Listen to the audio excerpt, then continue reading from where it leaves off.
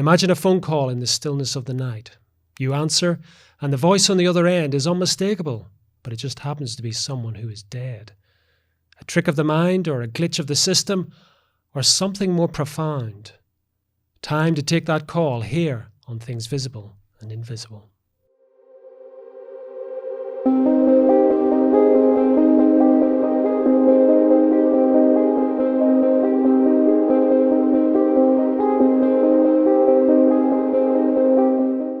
Dr. Callum Cooper is lecturing in psychology at University of Northampton, specialising in parapsychology. Among his many books, he is the author of Telephone Calls from the Dead, a revised look at the phenomena 30 years on. And he joins me down the line from his home in England. Cal, welcome to Things Visible and Invisible. Hi, Sean. Thank you for having me. Now, when I first saw your book, I was immediately intrigued by its title, and a little investigation further intrigued me even more. But Telephone Calls from the Dead, really? Yeah, I mean, it's not something that I was particularly interested in when I started out in parapsychology, and it's not something that was typical of the literature either. So I'm involved in parapsychology as a lecturer and researcher, and it's the science of unusual human experiences or abilities that seem to be outside of the realms of conventional science. So what we typically deal with are ESP, telepathy, a mind-to-mind interaction, clairvoyance, a seeing of information at distance, and precognition, a sort of a knowing or feeling before something happens.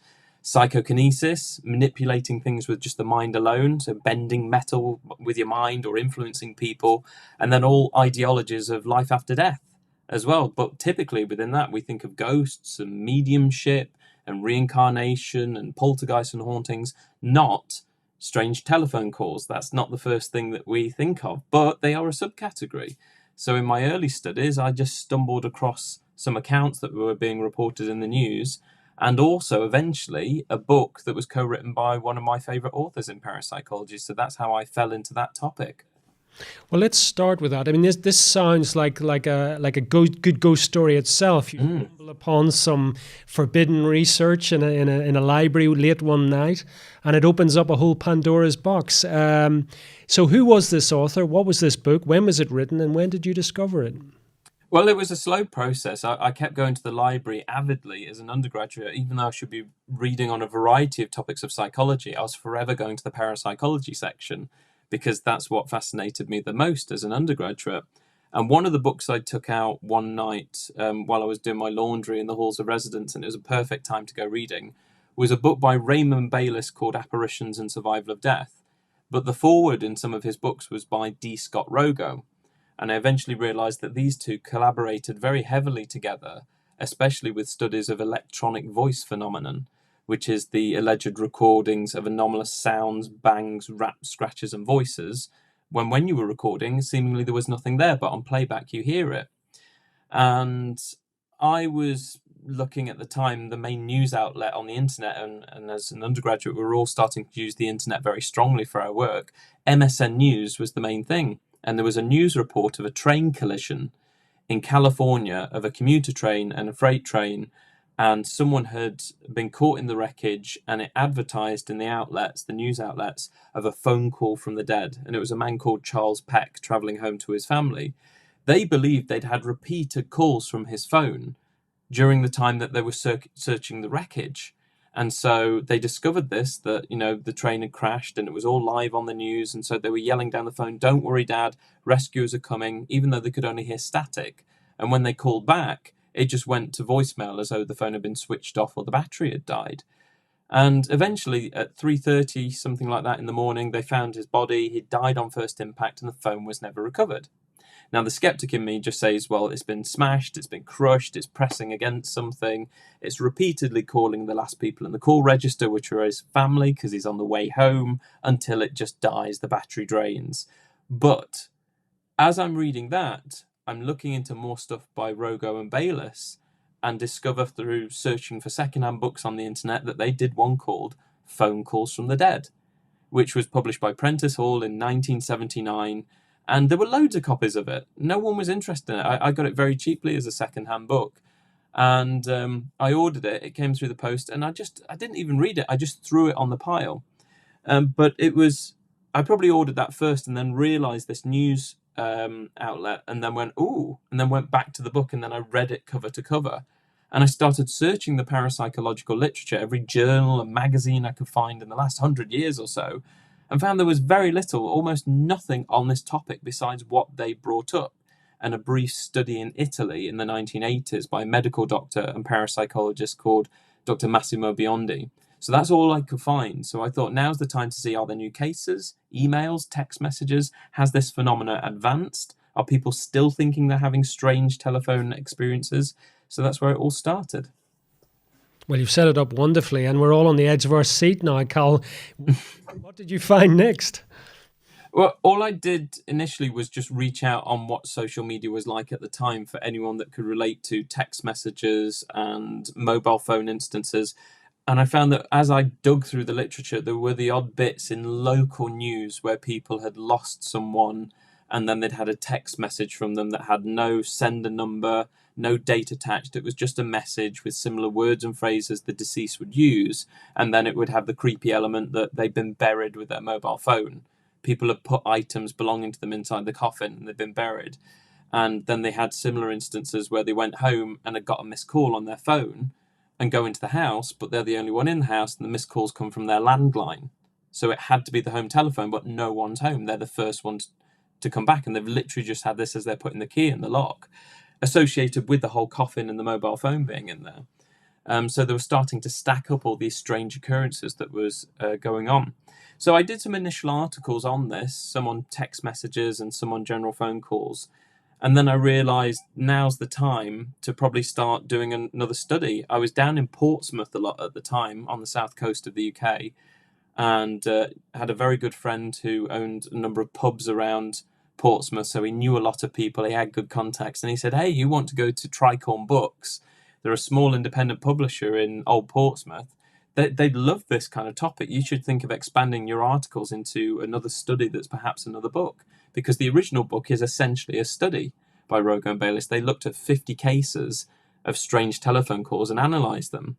So I did that. I started hunting the literature, asking out for new cases, found more in their archives as well, and got another 50. So I reanalysed them, and that became the book, Telephone Calls from the Dead, that came out in January of 2012. It was my first piece, and I'd just finished doing my master's degree, so I was still very young at the time.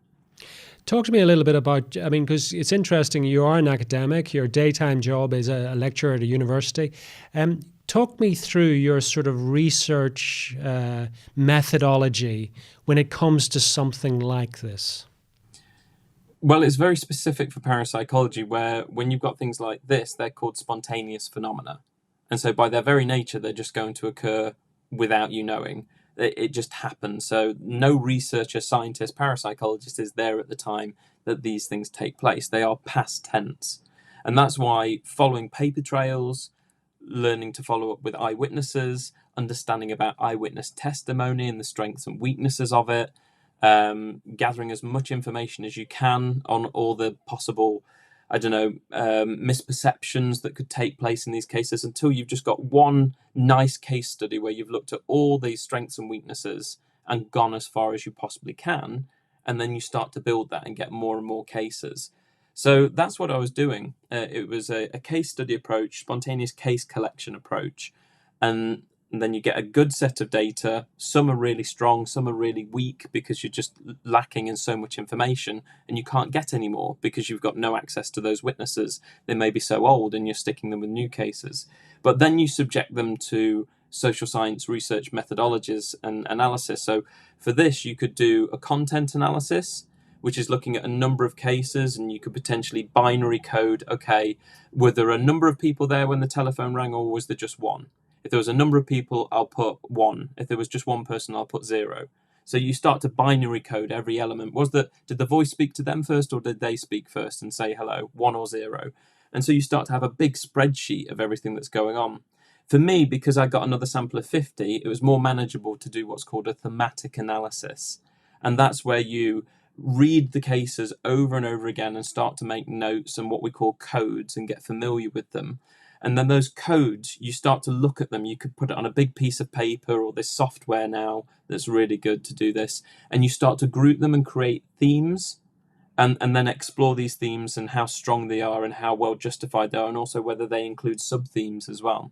So it's a technique that was applied by Brown and Clark that came out in 2006. So it's well established within social science. A lot of people in psychology, when they're going down a qualitative route, dealing with written script, writing, they use thematic analysis. Typically, when you don't really know what's going on with a given phenomena in anything to do with psychology, you're just mapping the territory. What are the common themes and what are we to make of them as psychologists? What do they actually mean?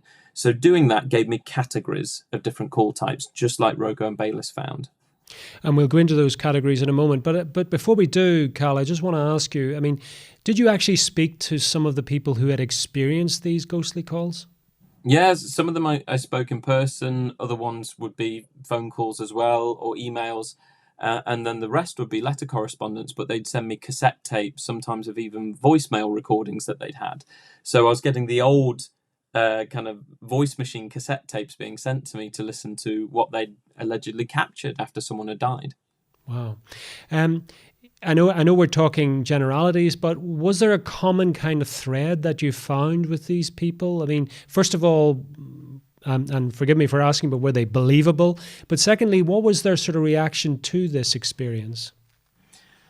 Everyone, to me, in any kind of parapsychological phenomena that I've encountered, everyone is adamant they've had an experience of something. These are real people that believe they've had a real experience, and therefore there are real consequences to that. And that's why it's important for psychologists as a whole. For parapsychology, we'd be far more interested in the fact that it has multiple witnesses, or it's got what we call veridical information. Through the strange experience they've had, they've seemingly acquired information that they shouldn't have access to via the conventional means, conventional sensors, or conventional routes to gaining access to that information. That's what will go beyond. But the starting point, all these people seem very honest and sincere. They want to share their experience. They want to understand it. And clearly it's had an impact on them because it's challenged their views of life and death, or just how reality is in general, in the fact that something strange happened and they cannot put a conventional explanation to it. Some people just had very day-to-day jobs, working in, say, a supermarket, driving a bus, things like that, all the way through to being academics themselves, and it being other psychologists that had these, or people very senior in law and things like that. So knowing all sorts of things about quality of evidence and, eyewitness testimony and its value and things like that. So anyone on any end of the spectrum, education-wise, belief system-wise, didn't matter whether they were a cynic or an absolute believer, if you were in the right place at the right time, you had one of these experiences. And they weren't all to do with death either. These aren't all to do with death and loss. Some of these experiences are involving living people as well, but seemingly the call should not have taken place. Interesting. Now, in your book, you categorize, as a good academic, you categorize the types of calls. Talk us through those categories and their meaning. So when I went through the analysis, I found the same as Rogo and Bayliss, bar some examples that just didn't fit, but they seem to be a blend of two. So going through what they found simple calls, which were when someone had died and you knew they died, and you're at home, could be alone, the telephone rings, you pick it up, and you hear the sound of wind, static, and then perhaps saying your name or something familiar, and you recognize the voice, but they're pretty much non-responsive, and then the voice fades out and you don't hear the click of the phone going down. And a lot of these were landline calls at the time. So I need to understand a lot more about the mobile phone cases. That's something to do in the future. The second one, prolonged calls, were when you didn't know anyone had died. Phone rings, you have a conversation for 15, 20 minutes. Some of the things that your friend or loved one is saying are quite final regarding projects and you finishing it off or you carrying it on. But you think nothing of it. The phone goes down, and a few minutes, hours later, a friend knocks at the door in absolute tears, for example, and they say, "Oh, did you hear about John yesterday?" "What do you mean? I've just been speaking to John on the phone." "Well, you can't have done it. He died yesterday in a car accident. I thought you'd heard." "So what's gone on there?" they may check with the phone company, and Rogo and Bayliss have found in a number of those cases, there was no record with the phone company of a call taking place at that time. And yet there could be witnesses to say they saw you taking that call and having it, or even the phone was passed around so everyone could have a chat with them. There was one case that I reported in a paper I published in the Journal of Parapsychology summarising the study, where everyone passed the phone around to hear from Auntie Lil, who always called on all the kids' birthdays, so everyone had a chat with her and passed the landline around. So that's 1 and 2, simple and prolonged. Answer calls are the same as prolonged, but you're the one making the call rather than receiving it. And yet someone that has already died without you knowing answers the phone and you have a prolonged call, and the same route happens. Or it's a living person, but they're nowhere near their phone at the time that that call takes place, and yet you still have a conversation with them, and later on it catches up where you talk about it, or with someone else, and they say you can't have done, that they were out, they were nowhere near the phone at the time, and yet someone with their voice characteristics, their knowledge, has answered the phone at that time, and it still took place for you, but not for them. The time just doesn't marry up, and you've got the evidence to show it. And the final one they found was intention calls. So that's where you intend to make a telephone call, but at the last minute change your mind, and for the person you were going to call, they still receive it. So one example that Rogo had, that he quotes, and they had a couple so they could relate to what other people were experiencing. This is the most popular one he had. He said, it was 10 o'clock on a bright Thursday morning, and I was thinking about making a call to a colleague of mine at the UCLA Neuropsychiatric Institute. Although I thought about making that call, I never actually did. He carried on writing some papers and marking some papers instead, but by 4 o'clock that afternoon, he got the shock of his life when a call came in from the very office of the psychologist he had thought about calling, and it was their research assistant. He said he was answering my message. When I asked what in blazes he was talking about, he said that at 10 o'clock that morning, a call had come into them from me. The caller had left my name and my number and asked that the call be returned. So that's what they found. When I analysed them, I found pretty much all the same kinds of behaviour going on within the call characteristics, except for the fact that there were some unique ones where people would know someone was dead, and yet they had repeated calls from them that seemingly held some conversation as well. And these would go on for some time as well, so they were very repetitive. So you knew the person was dead, and yet you were still having the calls over a period of time. Quite rare, but it was in there. So I called it mixed calls and just split it between 1 and 2. It's prolonged. And in some ways, it's quite simple because the conversation's not so great, but you know that person's dead.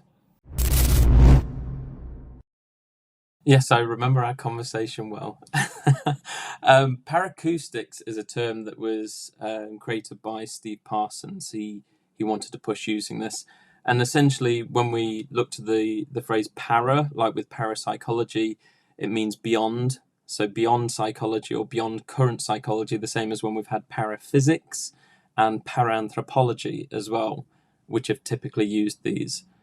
So for acoustics as well, acoustics would relate to sound and noise and perception of such, and therefore the topic is dealing with aspects of that seem to go beyond our current understanding. So again, it falls within the domain of physics and psychology, so the paraphysics and the parapsychology, purely on the topic of sound. But this isn't recording just ordinary sounds, is it, Cal? No, it can involve a number of things. So again, as listeners have probably heard on the previous podcast, my interest was with strange telephone calls, but also some of the early alleged recordings of electronic voice phenomena, where people have got reel-to-reel tapes and then later cassette tapes, and now it's all digital, but recording in absolute silence or in soundproof boxes, just sat there and waiting, and then on playback they would get things. So where are these scratches and bangs and raps and voices coming from?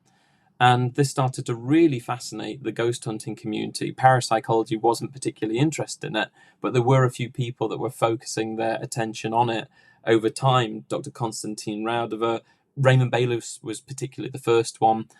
David Ellis and Anne Winsper more recently did her whole PhD at the University of Central Lancashire on electronic voice phenomena. So there's that, and then it can go off into many other things. Poltergeist raps, shamanic music and how this causes altered states, music that people suddenly hear spontaneously, music people hear at the deathbed or voices talking to them, and many other things besides. Let's put a bit of a time line on this because I'm thinking what's going through my mind, Carl, is obviously seances, the Victorian sort of interest or craze around that sort of thing. How far do we go back in terms of recordings of strange phenomena, oral phenomena? Well, perhaps not recordings, but certainly in the early seances, one of the things that would have interested them would be singing hymns, religious hymns during the seances as a sort of an induction.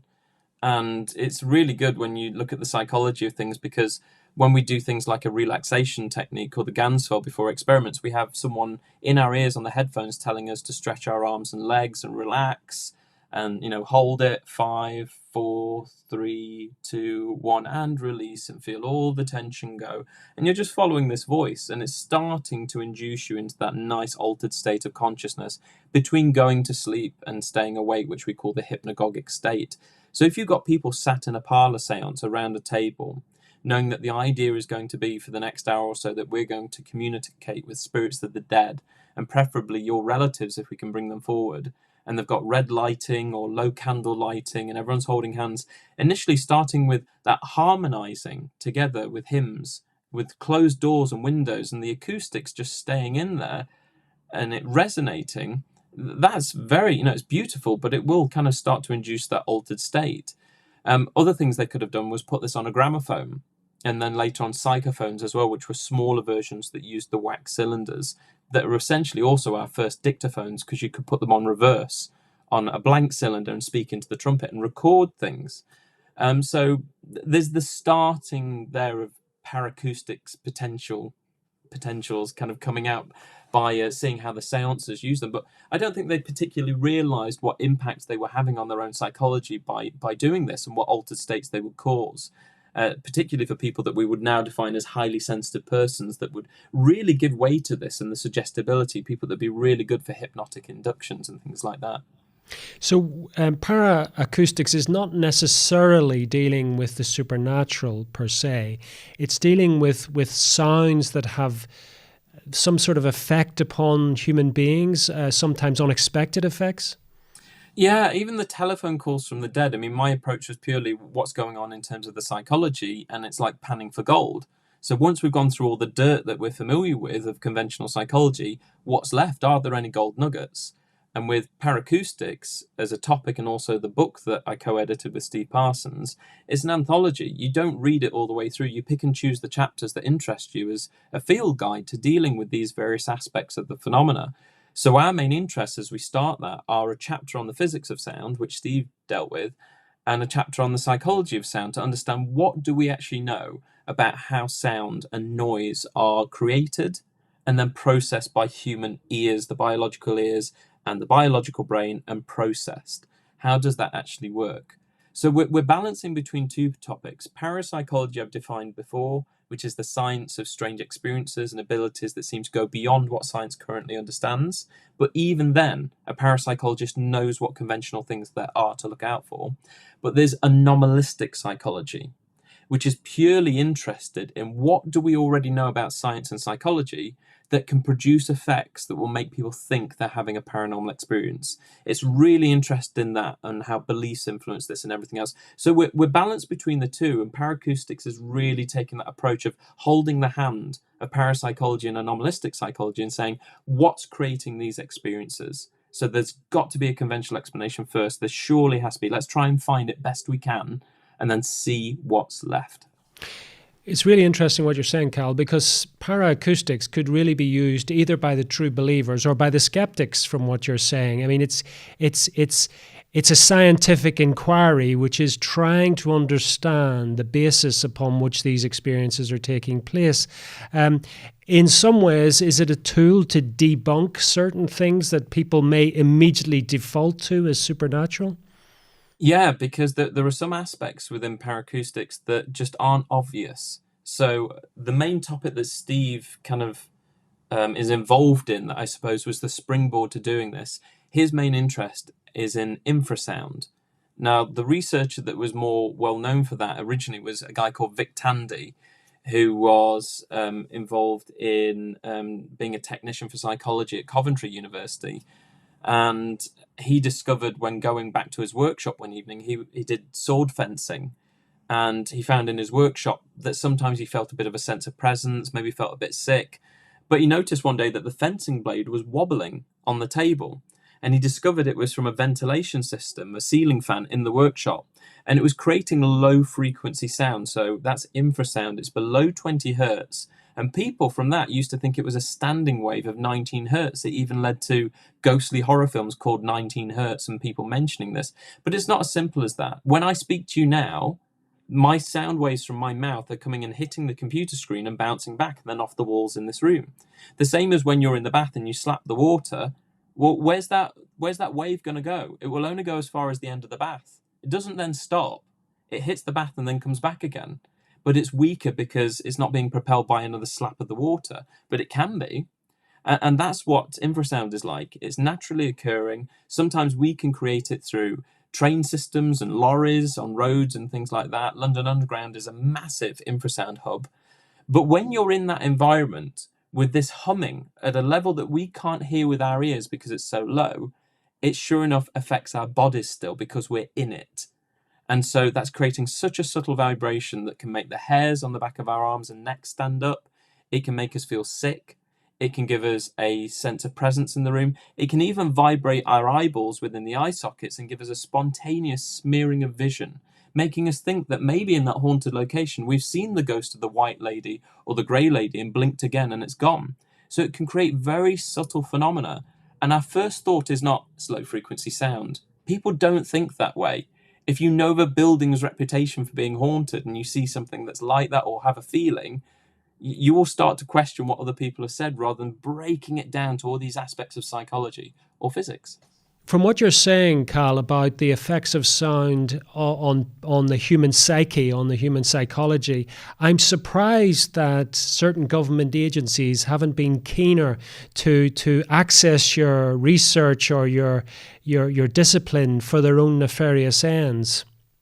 They have in some ways. We've got a colleague called Dr. Rupert Sheldrake, who's well known for a biological theory called morphic resonance, but he's also done studies on animals, such as dogs that know when their owners are coming home, and that well-known phenomena.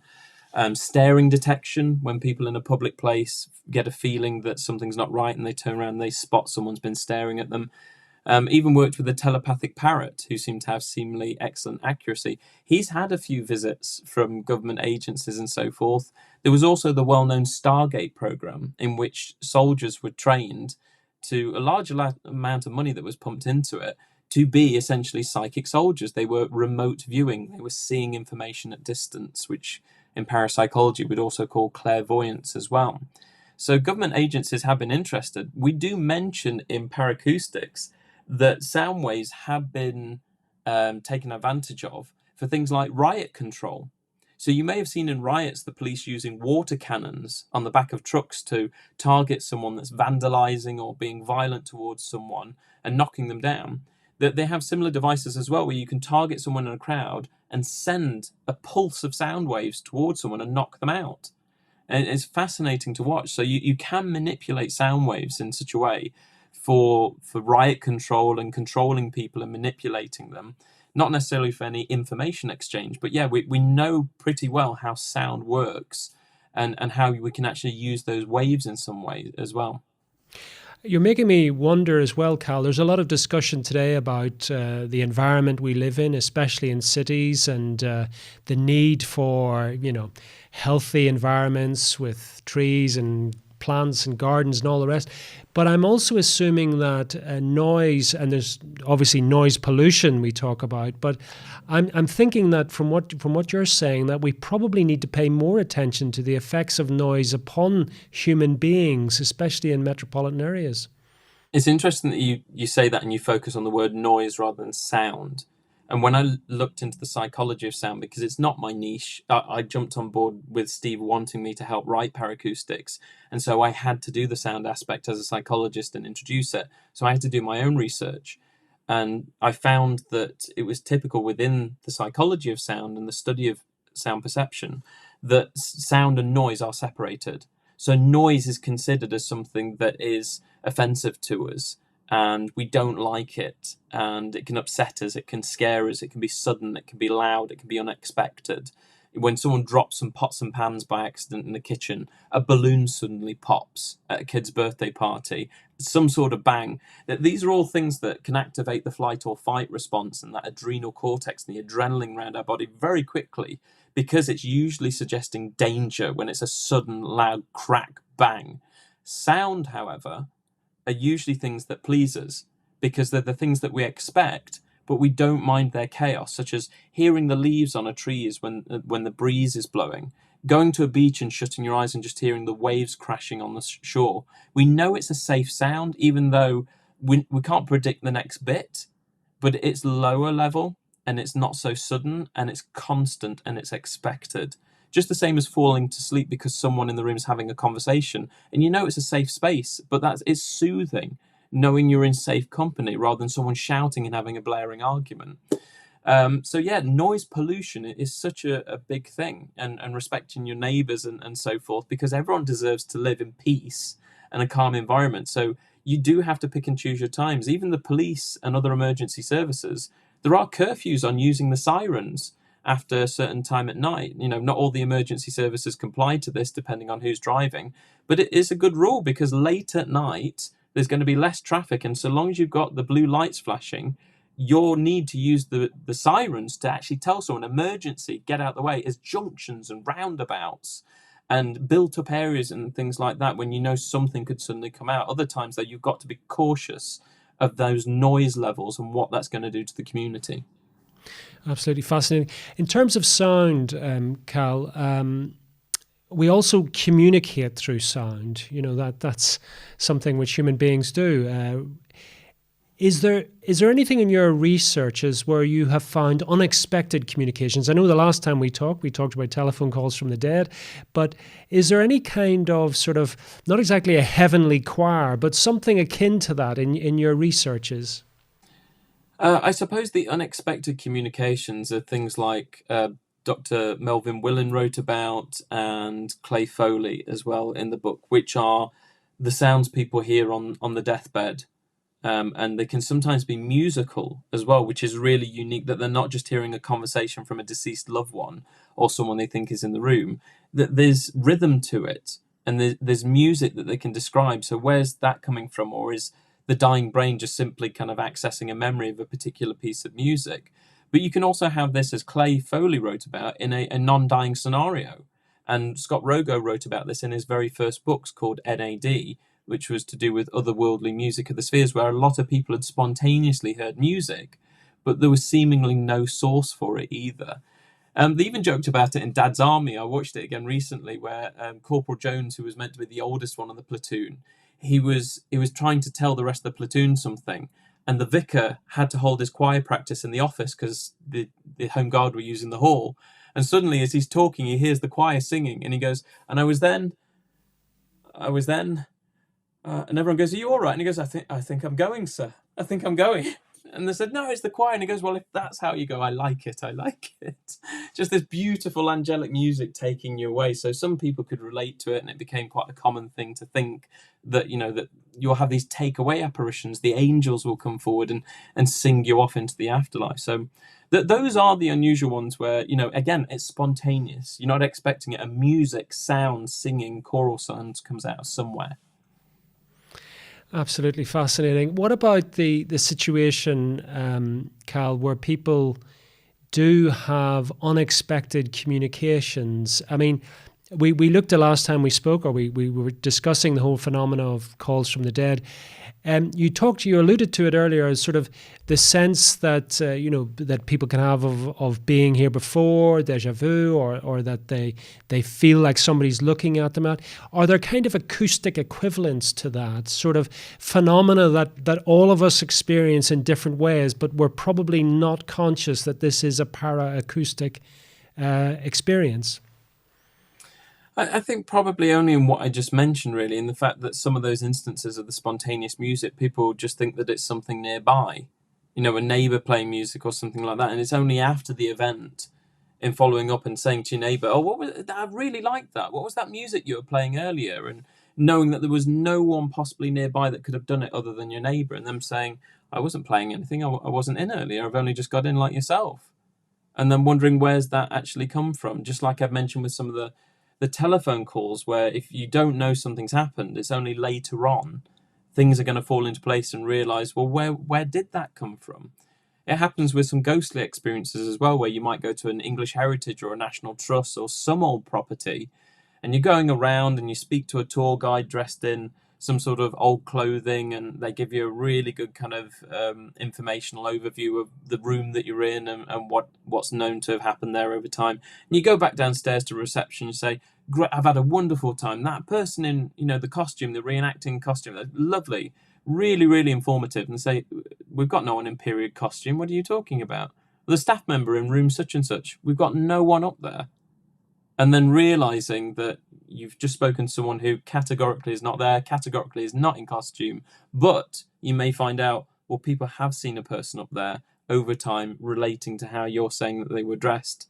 That those are really interesting instances again, but there's an acoustic element to it. You're having a conversation. It's as though, you and I are in the room. I can see your mouth moving when you're talking. You can see mine.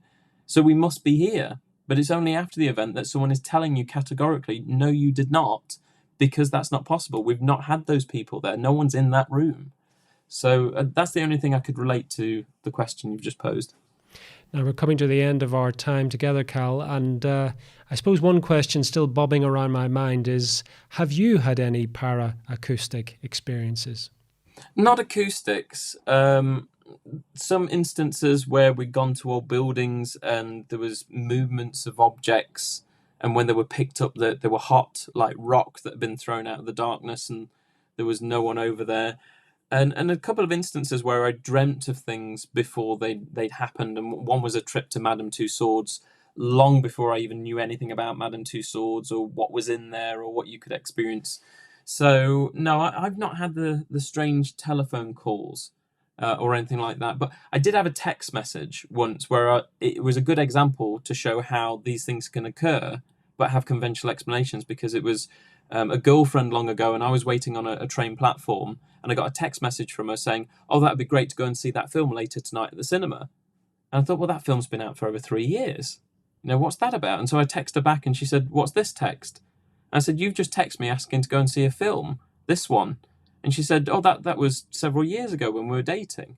So where had that text message been in cyberspace all that time to suddenly ping through to my phone? If someone had died in the interim and it was less specific, you would think that was very eerie. But these things can happen. Messages and emails can get delayed. Someone could die in the interim and it could appear very eerie. So that's where anomalistic psychology has got a lot to play. So more of those kinds of phenomena, less of the acoustics for me, but I'm certainly very much involved in it. And Steve and I are working on more things. We're certainly working on paravision right now as well, which has been long overdue because it's 10 years since paracoustics. Absolutely fascinating. Tell people, Cal, where they can find out more about you, your fascinating research, and also pick up a copy of one of your many books. So Paracoustics, you'll find that on Amazon. It's hardback, paperback, and Kindle. Steve and I are working on more, but you'll also find Telephone Calls from the Dead on there and other related books that I'm working on. My website is callumecooper.com, and you'll also find me on X under the same name as well for all updates of talks that I'm giving, the latest books that are coming out. There's also a tiny book, a really small book on how to build a psychic telephone that came out in 1921. We're republishing, or I'm republishing, with my original publishers, that should be out in the coming months, called A Psychic Telephone by Frederick Reginald Melton. And we're getting it back out there. It's an old instruction manual as to how to build one of these psychic telephones. And I give a short biography, a backstory to who this guy was, and seemingly how credible he was as well. So all of those on X and my website, and that you'll get all the updates. So look for those books out there. For now, Cal, thank you so much for coming on Things Visible and Invisible. Thank you for joining us on another episode of Things Visible and Invisible. We're dedicated to uncovering phenomena that challenge our understanding of reality, from ancient enigmas and paranormal encounters to scientific anomalies and forgotten histories. If you enjoyed this journey into the mysterious and unexplained, please consider subscribing to our channel and hitting the notification bell to stay updated on future explorations. Have a personal experience or story that aligns with our investigations? We'd love to hear from you. Visit our website at tvi.show and reach out through our contact form. While we can't feature every submission, we review them all, and your story might be featured in an upcoming episode. To support our continued investigations, please consider becoming a Patreon supporter or channel member. Your contributions make these explorations possible and give you access to exclusive content, early releases, and monthly behind-the-scenes discussions with our team. Don't forget to check out our merch store. We've got everything from TVI-branded t-shirts and hoodies to stickers and coffee mugs, perfect for showing your support while keeping the mysteries close. Thank you for watching, and we'll see you next time as we continue to explore the things visible and invisible.